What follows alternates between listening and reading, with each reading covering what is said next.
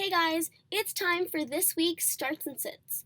There have already been 2 games postponed due to COVID, so it's looking like week 4 is going to be a crazy one. Let's get to it.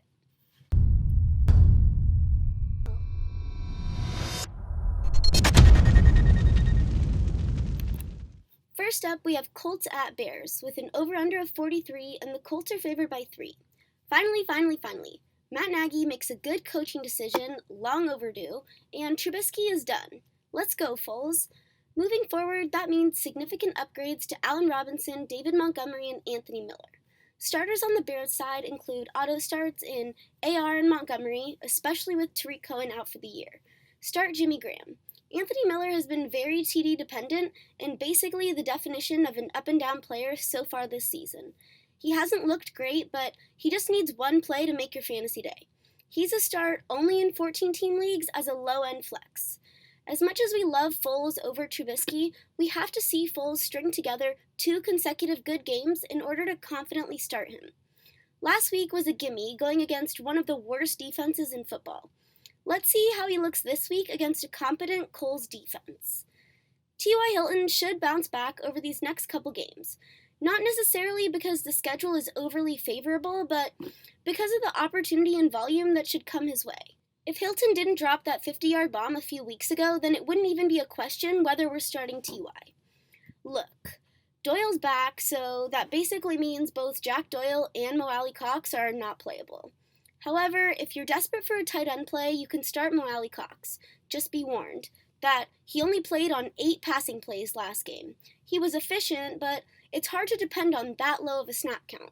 3 positives for Mo Alley-Cox are that the Bears don't have a great defense against tight ends. Rivers loves throwing to his big receiver targets and tight ends, and Mo Alley-Cox has been very efficient in the past few weeks.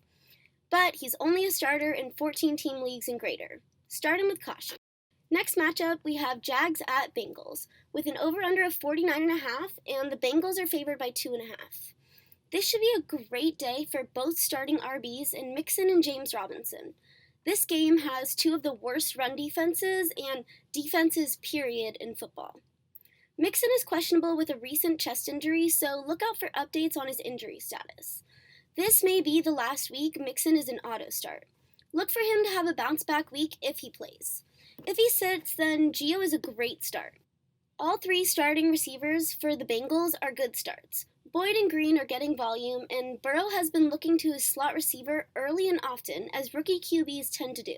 He's been struggling a bit on throws outside the numbers, so A.J. Green is a risky play. T. Higgins with 2 TDs last week. Looks like the fastest wide receiver on the Bengals offense without John Ross. Shouldn't expect all 3 to do well, though.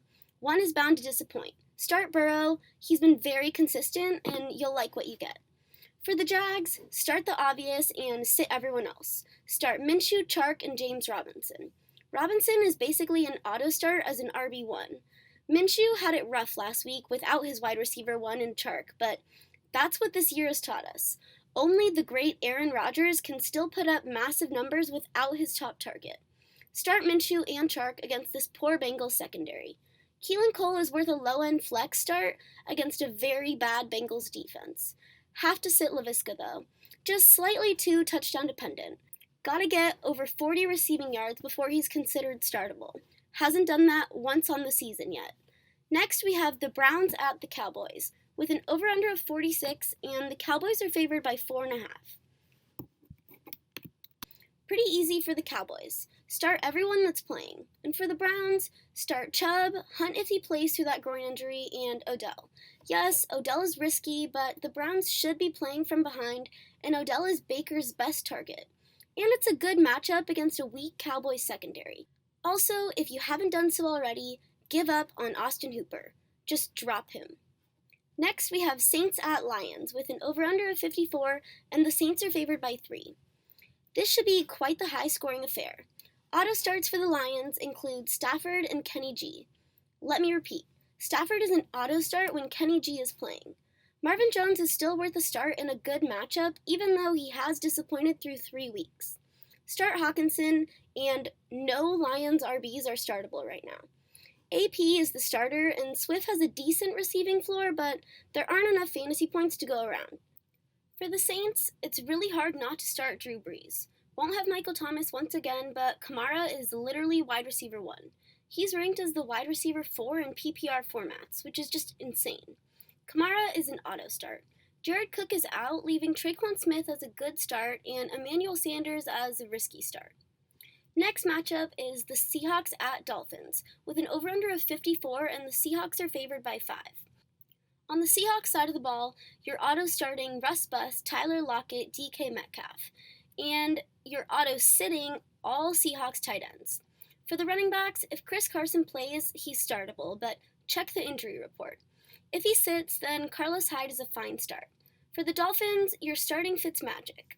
The Seahawks have been giving up a lot of points to wide receivers. The only wide receiver I would feel comfortable starting is Devontae Parker, but Preston Williams can be started in 14-team leagues. Start Mike Gesicki, especially because Jamal Adams is out, so he should be a monster target for Fitzmagic. But do not start any Dolphins RBs. Moving on to Chargers at Bucs, with an over-under of 42.5, and the Bucs are favored by 7. Another week of Justin Herbert means another great week for Keenan Allen and Austin Eckler. It is a tough matchup, but both of these guys saw double-digit targets last week. It's no secret who this rookie likes to throw to. Start Henry. He's getting volume and the yardage. The touchdowns will come. Mike Williams out for week 4.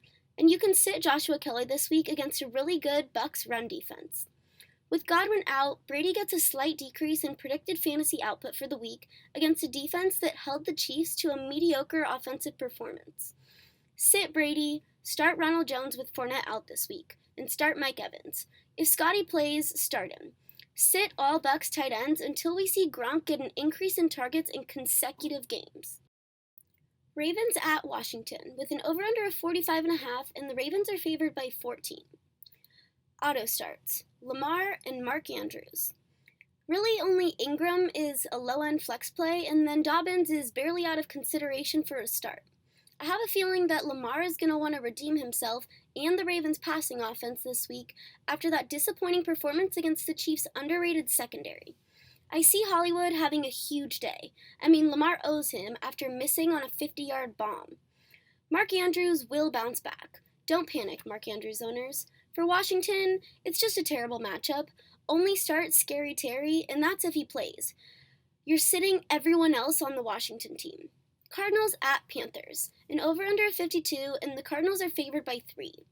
Fingers crossed that Hopkins plays, because I don't want to see Kyler without D-Hop right now after struggling mightily last week against a subpar Lions secondary. Auto starts include Murray, Kenyon Drake, and D-Hop if he plays. Sit everyone else. Unless you're in a really deep league, you can flex Andy Isabella. For the Panthers, it's the usual suspects. You can only start DJ Moore, Robbie Anderson, and Mike Davis. That's it. Next is Vikings at Texans, with an over-under of 54, and the Texans are favored by 4. Thank goodness this game is happening and didn't get canceled. We got lucky. For the Vikings, auto start Dalvin Cook and Adam Thielen. And look what the rookie out of LSU did last week. What a beast. This wasn't a glitch in the Matrix. This was a change in role and game plan. Start Jefferson and be happy you did so. No other Vikings are startable. For the Texans, nothing special here. The Vikings defense is underperforming and hampered by injury. Watson, DJ, Cooks, Fuller, all good starts. Cobb can be started in deeper leagues. Next we have Giants at Rams with an over-under of 48, and the Rams are favored by 13. Start all of your Rams. Henderson, Kupp, Woods, Goff, Higbee, all of them are great starts. For the Giants, sit everyone except Evan Ingram, I guess. Do not bother trying to figure out how this RB situation will work out. And regardless, Aaron Donald is going to eat this Giants O-line for breakfast, lunch, and dinner. Next is Patriots at Chiefs. So I don't know if this game is actually happening. They said it's postponed, but we saw what happened when the Steelers game got postponed, and now it's in week 7. So just stay updated on this. If it does, there are very few players I trust on the Patriots, with Cam Newton out this week after testing positive for COVID. Before the Cam COVID news, I would have said to sit all Patriots RBs out of lack of clarity of playing time with so many RBs being juggled in this backfield. But with Cam out, Belichick will be looking for stability and should lean heavily on Edelman and White, the only 2 starts for this team. For the Chiefs, there's basically no reason to sit anyone. We saw what they did against that Ravens defense. The Chiefs look Super Bowl bound once again. Moving on to Bills at Raiders with an over-under of 53, and the Bills are favored by 3. Start Singletary, sit Moss. Moss is returning from injury, and Singletary looked great in his absence. Diggs and Josh Allen, auto starts. Sit John Brown, as that calf injury seemed to really hamper his production and playing time last week. I'm not sure how much better it is this week, so it's just a little too risky. The usual for the Raiders. Even in a tough matchup, auto starts include Josh Jacobs and Darren Waller. Renfrow is the only Raiders wide receiver left, apparently. Hopefully the Bills don't double team him in the slot. Next is Eagles at Niners. Over under of 45.5, and the Niners are favored by 7. The Eagles are once again one of the most injury-riddled teams in football. At least they're good and consistent with something. Wentz has been playing terrible. Only Ertz and Greg Ward to throw to, so start the latter two. Sit Wentz. Start Miles Sanders even in this tough matchup. On the flip side, start Niners RBs who are playing. McKinnon and Jeff Wilson should be in store for another good fantasy week. Lower expectations for Wilson, though.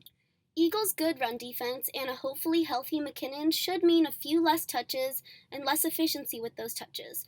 This matchup shouldn't affect McKinnon's fantasy outlook, as he does so much of his damage through the air and in open space. Start Kittle. No reason to start Mullins. There's so many other options. Still sit all Niners wide receivers. The situation has to play itself out, and Debo won't even be a full go. He will play, but he'll be limited. There will be better weeks ahead, my friend. The last matchup is Falcons at Packers, with an over-under of 56.5, and the Packers are favored by 7. You already know. Start everyone you can. Ridley and Julio should both play this week. Monday Night Football is going to be awesome. Start everyone. If you want more quality content to crush your league, then subscribe so you don't miss anything. We'll be doing start-sit videos every Saturday. And if we missed anything, then leave your question in the comments. I'll see you guys on the next vid.